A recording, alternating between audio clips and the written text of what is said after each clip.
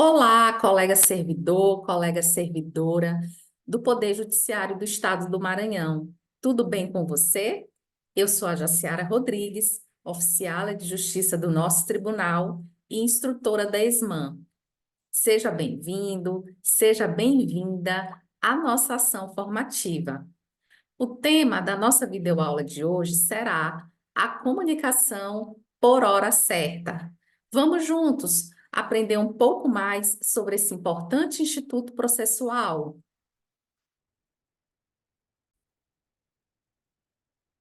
A comunicação por hora certa trata daquela situação peculiar do réu fujão. Sim, daquela pessoa que está se ocultando, que está se escondendo do oficial de justiça, daquela pessoa que a todo custo quer evitar esse encontro. E o Código de Processo Civil trouxe regramento especial para essa situação, tudo para não prejudicar o andamento processual.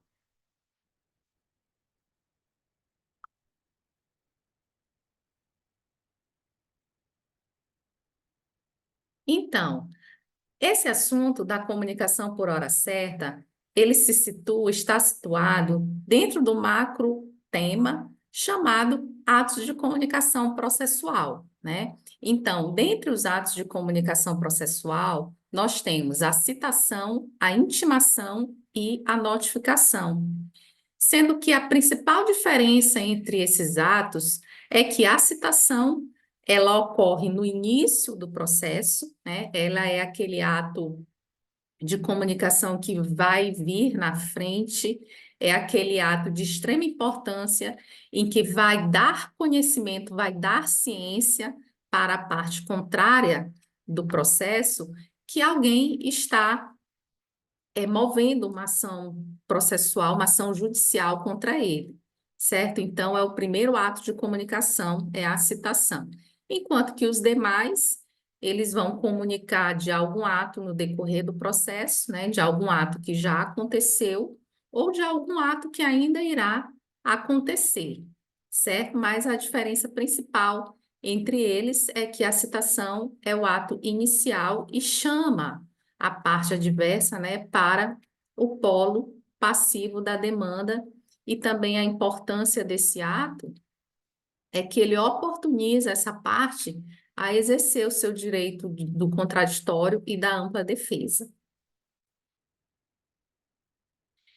O artigo 238 do Código de Processo Civil traz um conceito de citação, onde ele diz que a citação é o ato pelo qual são convocados o réu, o executado ou o interessado para integrar a relação processual. Então, é por meio da citação que ocorre a chamada triangularização processual, onde a gente tem o Estado juiz no ápice da pirâmide e o autor e réu constituindo os polos ativo e passivo da relação processual.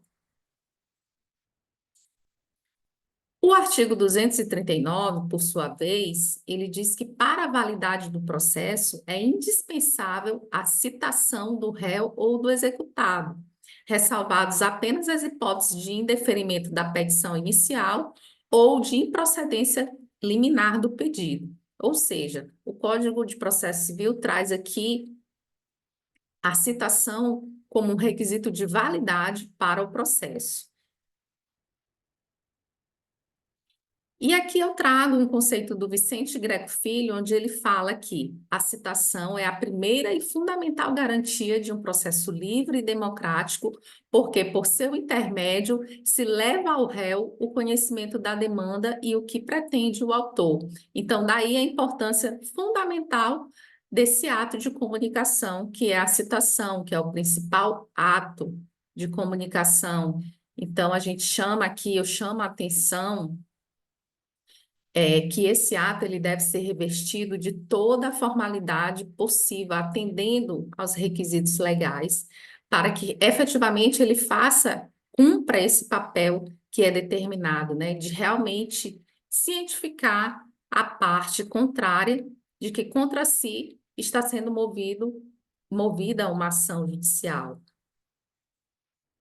E aí a gente tem as formas de cumprimento dessa citação, né? Uma citação, ela pode ser cumprida pelo meio eletrônico, que hoje é a regra preferencial, né, que os atos de comunicação, e aqui eu falo de citação, mas a gente aproveita todos esses conceitos para englobar também os demais atos de comunicação. Então, hoje a regra preferencial é o meio eletrônico, que pode ser efetuado pelos sistemas, né, ou pelo domicílio judicial eletrônico, que foi criado em 2022 pela Resolução 455 do CNJ. Esses atos de comunicação, eles também podem ser cumpridos pelos correios, podem ser cumpridos pelos oficiais de justiça, né? Também pelo escrivão ou chefe de secretaria, quando citando comparecer em cartório, para aquelas situações em que o citando comparece espontaneamente lá na secretaria, ou por edital. E aqui o que nos interessa é a citação realizada pelo oficial de justiça. Por quê? Porque o código ele prescreve a citação com hora certa, ele designa esse tipo de atribuição, de ato, justamente para esse serventuário da justiça, que é o oficial.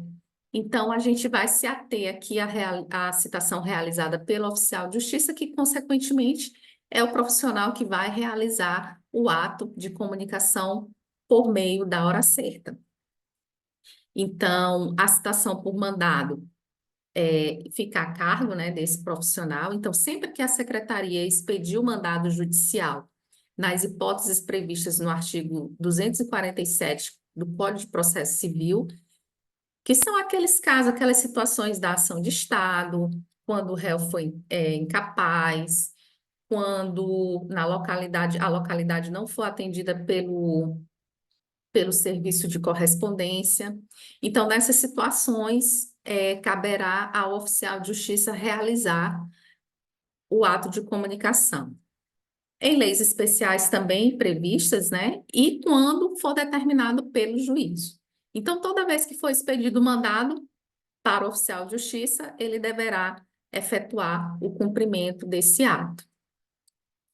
A gente faz uma observação que o cumprimento desse mandado ele deve ser realizado pessoalmente, ou seja, não se admite que o oficial de justiça terceirize o cumprimento desse mandado, né? Isso é uma disposição que está prevista lá no artigo 94 da Lei Complementar 14 de 1991, que é o nosso Código de Divisão e Organização Judiciária, onde ele diz que as diligências atribuídas ao oficial de justiça devem ser feitas pessoalmente, são intransferíveis e somente com autorização judicial poderá ocorrer sua substituição e que o cumprimento por preposto, né, ainda que seja outro oficial de justiça, constituirá a prática de falta grave. E a falta grave, ela é passível, né, da pena de demissão. Então, a gente faz esse alerta, o mandado, ele é realizado pessoalmente pelo oficial de justiça. E nós temos aqui as modalidades de citação, que pode ser feita. A citação, ela pode ser pessoal ou real, que é aquela que é feita pessoalmente ao réu, uma vez que se tenha certeza que essa citação chegou ao conhecimento do réu, ou ela pode ser ficta ou presumida.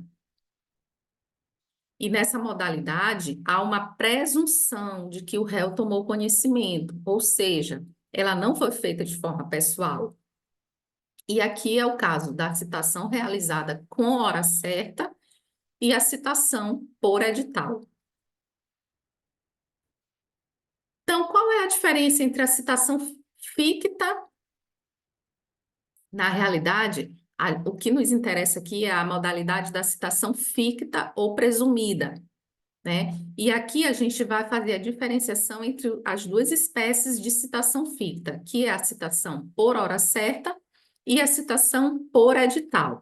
Então, qual é a diferença básica entre essas duas modalidades de citação?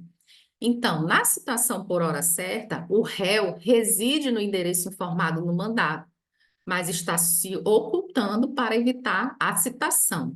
Enquanto que na citação por edital, o réu não reside mais no endereço informado no mandado e não se tem o conhecimento do seu novo endereço. Então, aqui a diferença básica entre essas duas modalidades de citação é que na citação por hora certa se tem conhecimento do endereço do destinatário do mandado. Ele apenas está se esquivando para não ser citado. Na citação por edital, não. Na citação por edital, nós não conhecemos esse endereço. A gente não sabe onde esse destinatário se encontra. Então, o fundamento dessas duas modalidades é essa: o endereço, aqui, se o endereço é conhecido ou não. Então, a gente chega ao nosso assunto propriamente dito, né, que é a citação com hora certa. Então, vocês podem observar que agora eu falei citação com hora certa, que é exatamente a designação que traz o Código de Processo Civil.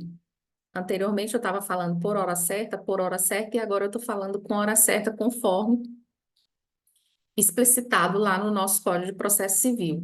E qual é o correto? Pode falar por hora certa ou com hora certa? Nesse caso, as duas preposições, elas poderão ser entendidas como sinônimas, né? Como por meio do qual, né? Então, a citação por meio do qual se faz o ato processual. Então, essa citação, ela deve ser classificada como uma espécie de incidente no cumprimento do mandado. O oficial recebe um mandado de citação e, se no decorrer do cumprimento desse mandado de citação ele verificar os requisitos autorizadores para que ele proceda à citação com hora certa, ele irá executar. Então, qual é esse procedimento? O procedimento com hora certa, ele está lá descrito no artigo 252 do Código de Processo Civil, que a gente vai analisar aqui detalhadamente, o artigo 252 e o artigo 253. Então, após a leitura da letra da lei, nós iremos analisar todas as nuances, tá, desse procedimento. Então, o artigo 252 prevê que, quando, por duas vezes, o oficial de justiça houver procurado citando em seu domicílio ou residência, sem o encontrar, deverá, havendo suspeita de ocultação, intimar qualquer pessoa da família ou, em sua falta, qualquer vizinho de que, no dia útil imediato, voltará a fim de efetuar a citação na hora que designar. Parágrafo único. Nos condomínios edilícios ou nos loteamentos com controle de acesso, será válida a intimação a que se refere o CAPT, feita a funcionário da portaria responsável pelo recebimento de correspondência.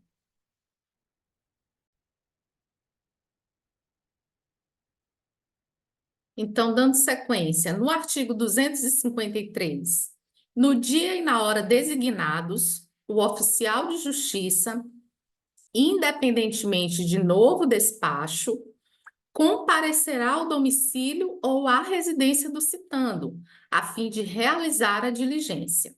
Parágrafo 1º.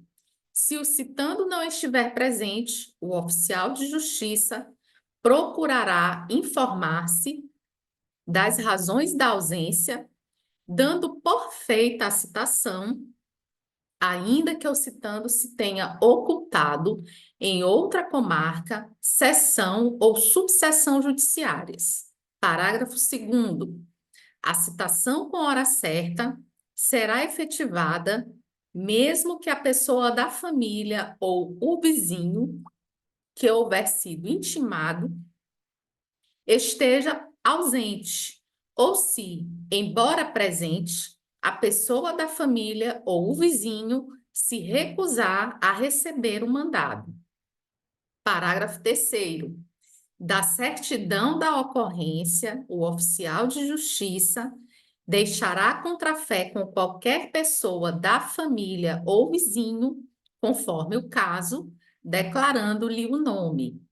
Parágrafo 4º. O oficial de justiça fará constar do mandado a advertência de que será nomeado curador especial se houver revelia. Bom, então, da leitura dos artigos que estabelecem os requisitos para a formalização da comunicação por hora certa, nós podemos extrair as seguintes informações. Os requisitos legais exigidos, nós temos um requisito objetivo, em que o oficial de justiça deverá procurar o citando em seu domicílio ou residência sem o encontrar por 2 vezes, e o requisito subjetivo, que é a suspeita de ocultação, certo?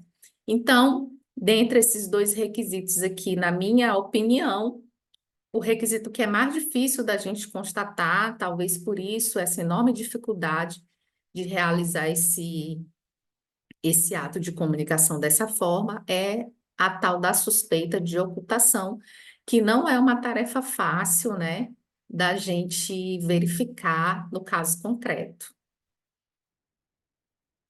Então, a gente pode ter as seguintes situações práticas. Expressa determinação judicial para a realização de citação com hora certa. Pedido do autor para que o réu seja citado com hora certa. Isso pode acontecer no decorrer do processo, né? A gente já receber um mandado e lá em cima, no título do mandado, tem mandado de citação com hora certa, já determinando que a gente faça o ato, realize o ato por hora certa. Mas o artigo 253, ele diz que no dia e hora designados, o oficial de justiça, independentemente de novo despacho, né? Então, aqui não precisa de despacho, de decisão nesse sentido. Comparecerá ao domicílio ou à residência do citando, a fim de realizar a diligência. E nós já tínhamos comentado lá adiante que a forma subsidiária da citação por mandado, que a citação, a comunicação por hora certa, aqui no caso a citação por hora certa, ela é uma forma subsidiária da citação por mandado. Então, não há necessidade dessa determinação expressa no mandado para o cumprimento por hora certa. Mas tudo bem, recebemos o mandado, a determinação judicial veio nesse sentido, que pode até ter vindo nesse sentido, por quê? Porque o autor pediu, convenceu o juiz de que ali poderia estar havendo uma certa ocultação do réu, e aí o juiz despachou nesse sentido, ou mesmo diante de várias certidões negativas, o juiz pode ter detectado essa ocultação, né? Mas o certo é que foi expedido o mandado com esse teor. O que é que o oficial de justiça deve fazer? Ele deverá cumprir o mandado, né? Se ele detectar, se o oficial de justiça, no momento da diligência, né, das diligências, detectar efetivamente que ali é uma situação de ocultação, que o réu está realmente usando de malícia para evitar esse encontro, ele deve realizar o procedimento da citação por hora certa. A questão é que, às vezes, o oficial de justiça não consegue detectar na prática os requisitos exigidos pela lei, mas ele está com uma determinação para que ele proceda expressamente naquele sentido. E aí, o que fazer?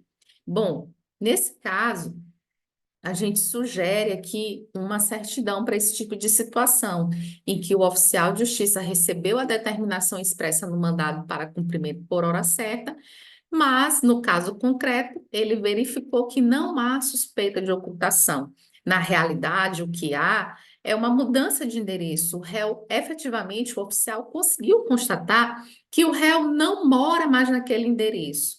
Então, a gente sugere esse tipo de certidão, tá? Que ele foi, que o certifico que compareci no dia 10 de outubro de 2023, às tantas horas, ao endereço indicado localizado na Rua 11, quadra 1, casa 100, e obtive informação do atual morador do imóvel, o senhor João da Silva, que eu citando, não reside mais no referido endereço há mais de 5 anos, não sabendo informar seu atual paradeiro. Certifico ainda que diligenciei junto aos moradores da vizinhança, que também não souberam precisar o atual endereço do senhor Antônio Moraes, bem como no sistema PJE, porém não localizei nenhum endereço atualizado do réu. Então, verifiquem que o oficial de justiça ele está aqui bem convencido de que, de fato, o réu não reside mais naquele endereço, porque os vizinhos confirmaram isso, né? O atual morador da residência também confirmou, então não há dúvida de que, de fato, ele não mora mais naquele imóvel. Então, certifico por fim que deixei de realizar a citação com hora certa, conforme determinado no mandado, em razão da ausência do requisito subjetivo previsto no artigo 252 do Código de Processo Civil, a suspeita de ocultação, uma vez que constatei em diligência que eu citando, senhor Antônio Moraes não mais reside no endereço indicado no mandado. Ante o exposto, levo ao conhecimento do juízo a situação encontrada e permaneço pronto a cumprir novas determinações. Então, essa é a orientação para quando a gente se deparar com aquelas situações em que no mandado ele já determina o cumprimento por hora certa, mas no momento da diligência o oficial de justiça não constata os requisitos autorizadores para o procedimento dessa forma. Outras situações práticas que a gente vai analisar. A lei, ela determina que o oficial de justiça, ele se dirija por 2 vezes, né, ao domicílio ou residência do citando. E aqui a gente traz como pergunta: a diligência precisa ser realizada no mesmo domicílio? Para responder essa pergunta, a gente vai falar um pouquinho do domicílio, né? Do que é o domicílio. O domicílio, na realidade, é um conceito jurídico e ele é o local onde a pessoa estabelece a sua residência com ânimo definitivo ou onde exerce as suas atividades profissionais. E o conceito de residência, né, exige o intuito de permanência. Então, é o local, domicílio ou residência, é o local em que a pessoa reside, e o local em que a pessoa mora, com ânimo definitivo, né? E existem, o Código Civil, ele traz as 3 espécies de domicílio, que é o domicílio voluntário, que a pessoa escolhe, né, onde ela vai residir, onde ela tem esse intuito de permanecer, o necessário ou legal, que é aquele estipulado pela lei, que é o caso do incapaz, o servidor público, o militar, o marítimo e o preso, e também tem um domicílio de eleição ou especial. E geralmente ali as pessoas elegem, né, quando tem mais de um domicílio, elas elegem o domicílio em que será escolhido para aquela determinada situação. Então, vamos ao caso concreto. Eu, oficial de justiça, recebi um mandado para o endereço de fulano de tal e me dirigi na primeira diligência, não localizei ele em casa. Obtive informações que ele tem uma oficina mecânica e que se situa em uma outra localidade. E eu me dirijo lá para a oficina. Eu posso realizar o procedimento da citação por hora certa fazendo uma diligência na residência e a outra diligência na oficina vai ser considerado como as duas procuras, né, no domicílio ou residência do citando? Entendemos que sim, e tudo isso vai depender do caso concreto, né? Porque a residência e também o local de trabalho pode ser considerado como domicílio.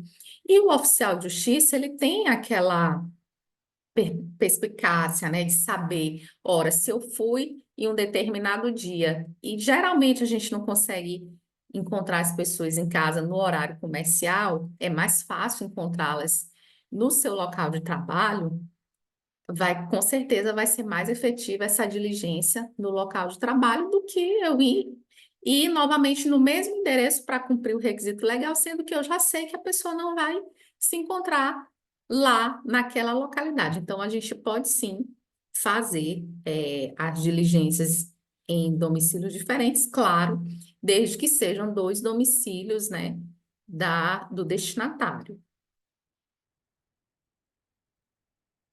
E aqui a gente traz a primeira diligência em que o oficial de justiça procura o réu. É a primeira diligência que a gente ainda nem sabe se será necessário realmente realizar o procedimento da citação por hora certa, ou se a gente vai conseguir já ali na primeira diligência resolver e concluir o ato.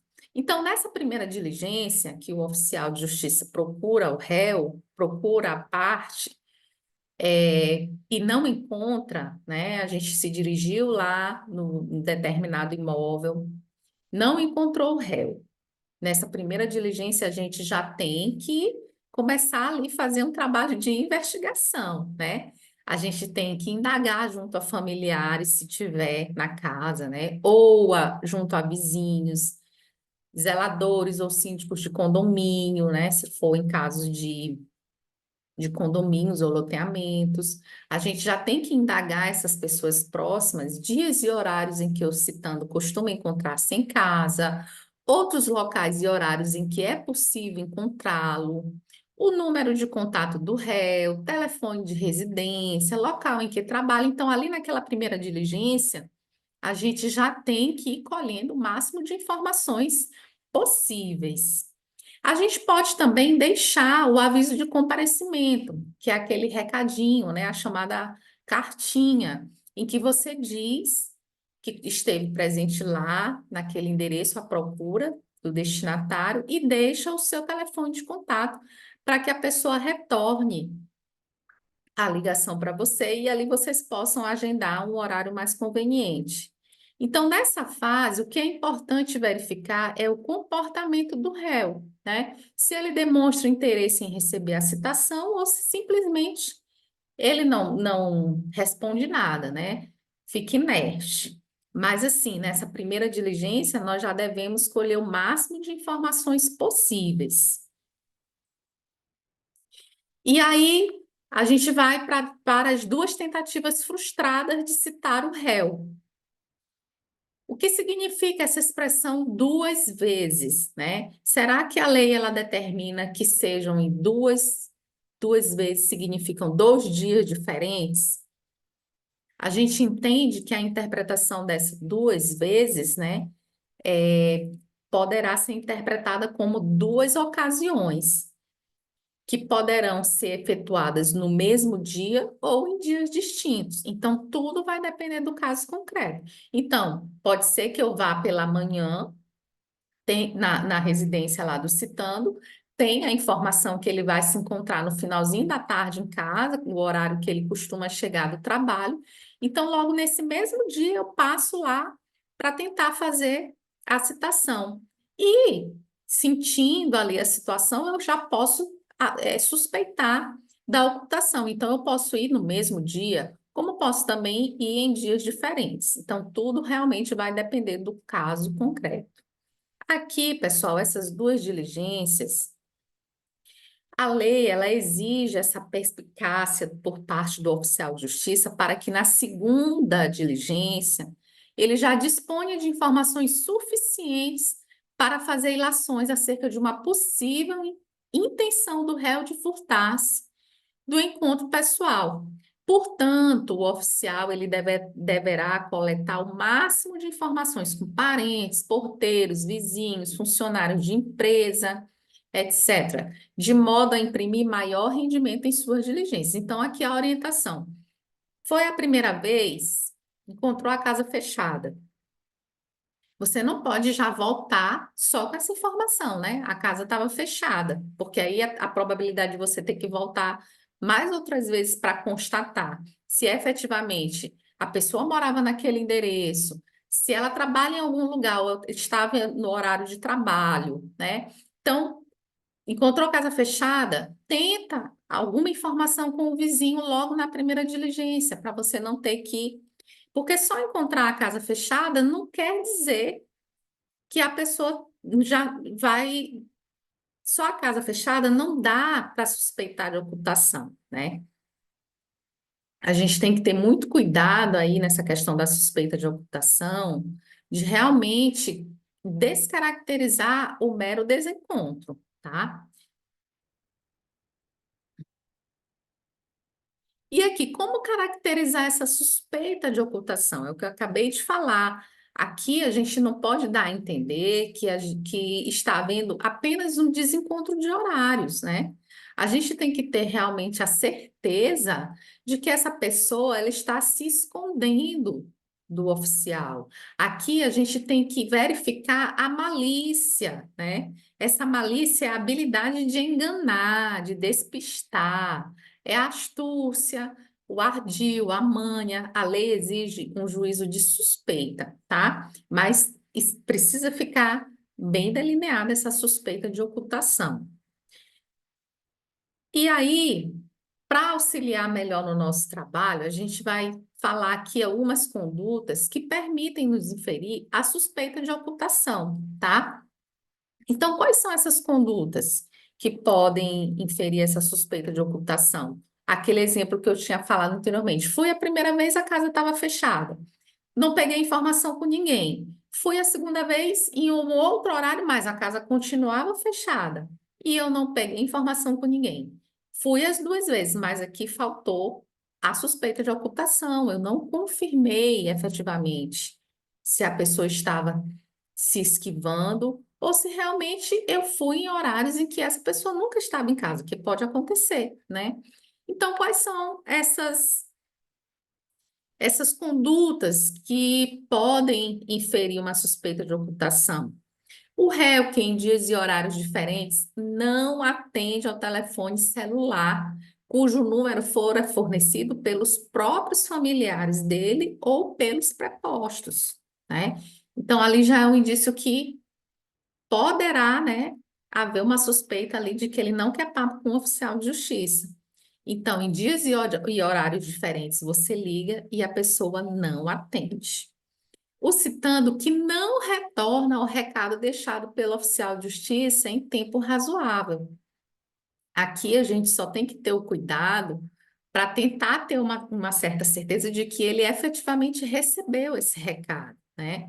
Não basta apenas encontrei a casa fechada, deixei o recado lá por debaixo do portão. Ah, a pessoa nunca me retornou. Mas só isso já dá para a gente suspeitar da ocultação? Não, né, gente? Pode ter acontecido alguma coisa. O a cartinha pode ter sido, né? O vento pode ter carregado para outro lugar, o cachorro pode ter comido lá a cartinha e a pessoa efetivamente não recebeu. Mas, ora, se eu deixei a cartinha com uma pessoa que morava na casa, né? A probabilidade que seja entregue para ele é bem maior. Então, aí eu já posso suspeitar, se ela não me retornar em um tempo razoável, que ela não está querendo contato comigo.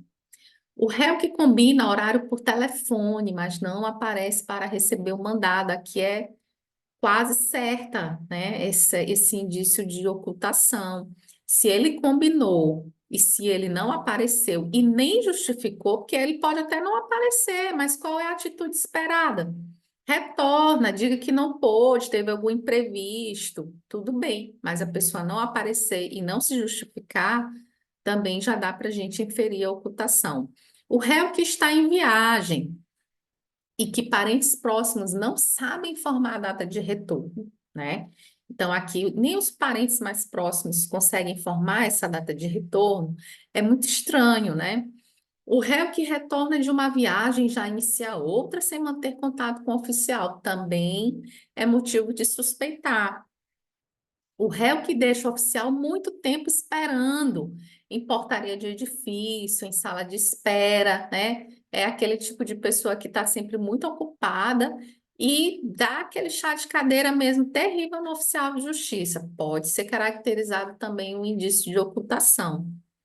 A circunstância na qual o familiar vai chamar o réu, sem saber que é o oficial que o procura, e quando fica sabendo, diz que o réu não se encontra. Aqui também já dá mesmo para a gente inferir que é suspeita de ocultação, né? Réu que nas duas vezes em que é procurado encontra-se em reunião e não pode receber o oficial de justiça, embora este se prontifique em aguardar. É aquele tipo de pessoa que está sempre em reunião, que está sempre com compromisso e não pode atender o oficial de justiça. também é de se suspeitar, né? Familiar ou funcionário da pessoa jurídica citada, que não fornece o telefone do réu ao oficial, declarando não estar autorizado, também é um indício de ocultação, porque, ora, se você chega se identificando, falando que precisa, que é um assunto de interesse da pessoa e ela não autorizar o telefone, é muito estranho também, né? Representante de empresa que não tem dia e hora certa para estar no estabelecimento e não possui substituto para receber o mandado. Também é muito estranho, né? Dá para suspeitar. Réu que reside em residência sem campainha, sem interfone, sem caixa de correio e não atende ao chamado no portão. Também dá para suspeitar, né? Devido lá às circunstâncias do caso em concreto, que a gente pode averiguar com mais detalhe com os vizinhos, né, com a situação lá em loco, dá para suspeitar. Então, pessoal, essas são as suspeitas, né, as condutas que permitem inferir a suspeita. Nós iremos continuar, daqui a pouco a gente vai dar uma pausa aqui, tá? E aí nós continuaremos no próximo vídeo com a figura do intermediário ou do colaborador eventual.